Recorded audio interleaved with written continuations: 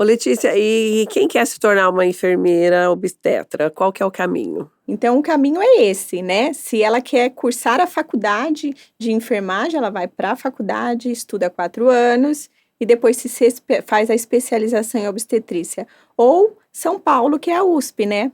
Aí ela se torna uma enfermeira ou uma obstetriz. Estuda 4 anos só obstetrícia. Bom, vamos falar um pouquinho então de pré-natal, vamos lá do Vamos. começo. O início de tudo. O início de tudo. Quais são os exames necessários que precisa para começar e ter o acompanhamento do pré-natal? Então, o ideal hoje é que o que a gente tem? Quando essa família já decide por um filho, por ficar grávida, o ideal seria que ela fosse numa consulta de pré-natal antes de engravidar. Porque antes da gravidez já dá sim para fazer exames anteriores, tanto dela como do companheiro dela, e identificar se ela tem algum risco para alguma coisa.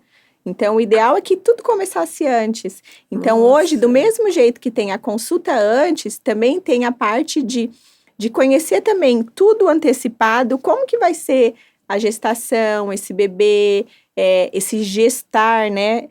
E assim, decidindo, passando num pré-natal antecipado, ela engravidando, iniciar o pré-natal o mais precoce possível.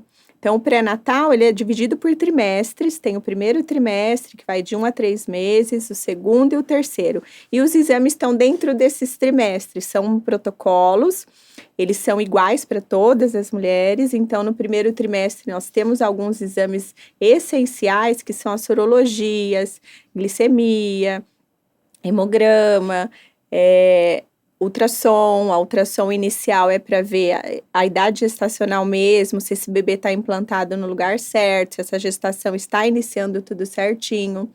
No segundo trimestre tem as ultrassons a serem repetidas, a morfológica, os exames de glicemia para ver se essa mulher tem algum risco de diabetes gestacional, tem a idade gestacional certinha para ser feito.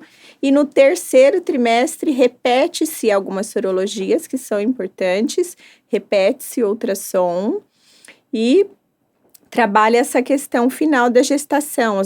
Ultrassom de cada trimestre tem uma finalidade específica, né? Para ver se está tudo bem e ver se está tudo cursando bem a gestação. Então, os exames estão dentro dos trimestres. Cada trimestre tem o seu exame e sua importância de realizar. Nossa, você falou uma coisa bem interessante, estava aqui pensando. Então, antes da gente engravidar, tá vendo aí a produção, que você que está pensando, tá trabalhando firme aí, ó.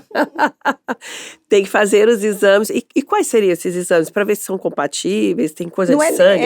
Isso, tem exames de negócios? sangue, ver se ela tem algum risco já de diabetes, pressão alta, eu já vou acompanhar tudo isso. Ver se existe algum impedimento clínico dessa gravidez, se está tudo certo, né? É como se fosse um check-up geral mesmo, ir no médico e avaliar se está tudo bem.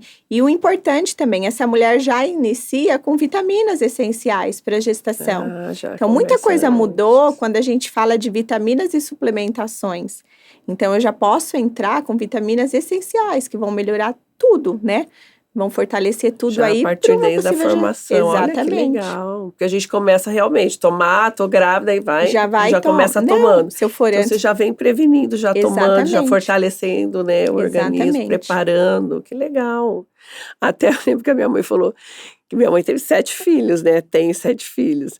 E aí, ela falou que em uma das consultas dela lá em 1900 e não sei quando, o médico falou assim, mas o sangue da senhora não combinava com o do seu marido, eu não sei como é que os filhos da senhora não nasceram com problemas. Aí eu falei para ela, quem disse? Quem disse? Não, graças a Deus, todos com saúde, mas então tem essas coisas, é importante esses preliminares. A questão desta fala, tem exames no pré-natal, que se o RH da mãe é diferente, faz exames para ver se vai ter algo, se vai correr algum risco esse bebê de incompatibilidade de RH. E hoje tudo evoluiu, a mulher, se existe isso, tem vacina, que já toma, que já previne. Antigamente não tinha nada disso, né? Corria-se o risco. Verdade. Ô Letícia, e qual que é o momento, assim, de uma gravidez que requer uma atenção maior de vocês? Eu falo, assim, que a gravidez, a mulher tem que estar atenta à gravidez inteira. E se ela é bem acompanhada no pré-natal, ela vai saber identificar o que é de importante ir até um atendimento e passar exemplos. Se ela apresentar no começo, e cada trimestre também tem os sintomas específicos e preocupantes que ela deve procurar um auxílio, sim. Primeiro trimestre, tem mulheres que o enjoo é tão excessivo que ela não consegue comer, não consegue se alimentar e acaba tendo que ser hospitalizada por, né, corre risco de desidratar. Nossa. No segundo trimestre, a gente se preocupa, assim, com inchaços, com dores de cabeças frequentes de mais de 2 horas, pensando que pode ser, sim, só uma enxaqueca, pode ser, sim, uma pressão alterada, né? Que mais? No terceiro trimestre, a gente se preocupa com coisas, com situações de sangramento. Sangramento não é aquela borrinha, mas um sangramento vivo, né? Que a gente se preocupa se algo está acontecendo com aquela gestação, perda de líquido, diminuição de movimentos fetais. Então, assim, para cada trimestre também, ela tem que estar atenta a alguns sintomas que ela pode apresentar, mas todos esses sintomas têm que, vamos dizer assim, chama muita atenção dela. Não é aquele edema de final de gestação, aquele inchaço dos pés, Sim. que é comum.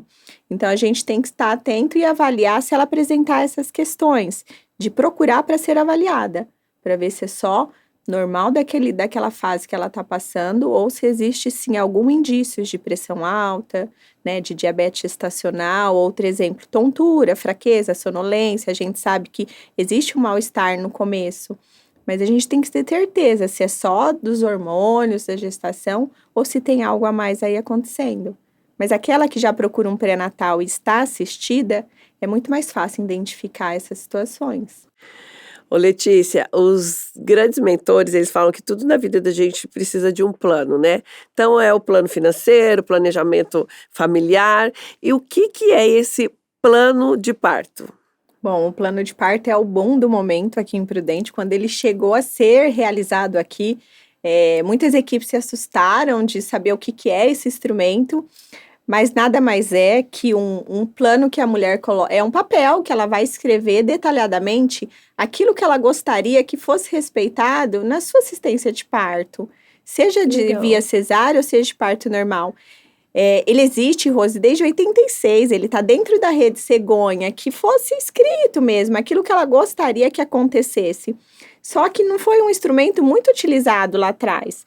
Hoje ele veio à tona no sentido do quê? Amarrando algumas situações, sim, de violências, de desrespeito, tá? De falta de um atendimento humanizado e respeitoso. E em 2004 foi quando as portarias, os programas aí do Brasil para tentar estimular o parto normal, tentar estimular o respeito a essa assistência, veio à tona novamente o que é o plano de parto. Então, ele é um instrumento que as mulheres se empoderaram dele e ali ela vai escrever o que eu gostaria durante o meu trabalho de parto, o que eu gostaria que acontecesse durante o parto e o que eu gostaria que acontecesse após o parto. O que eu gostaria que acontecesse com o meu bebê assim que ele nascesse, e se for um procedimento cesárea, como eu quero que ele aconteça. E um exemplo simples de estar nesse plano de parto não é algo assim surreal que não dê para ser respeitado. São condutas simples que precisam ser mudadas.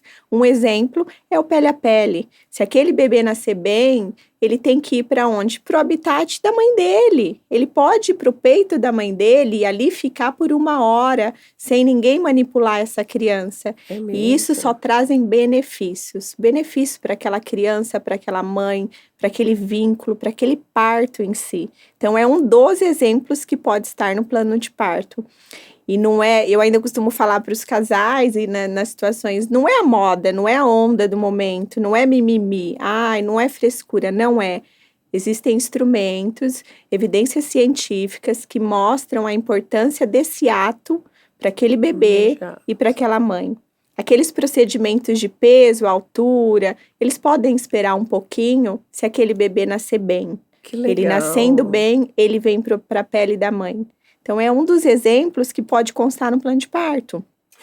Porque o nascimento, ele, assim, pra gente, né, lógico, a gente tem medo, mas dizem que pro bebê é uma coisa nova, ele tá saindo, né, daquele, e que gera um medo, um trauma Exatamente. para ele ali, né? Então, esse Exatamente. acolhimento, essa coisa de trazer pro peito, como você disse, isso é extremamente importante, né? Outros exemplos simples, né? A mulher coloca no plano de parto assim: nossa, eu gostaria de um mínimo de pessoas possíveis, eu gostaria de a luz apagada.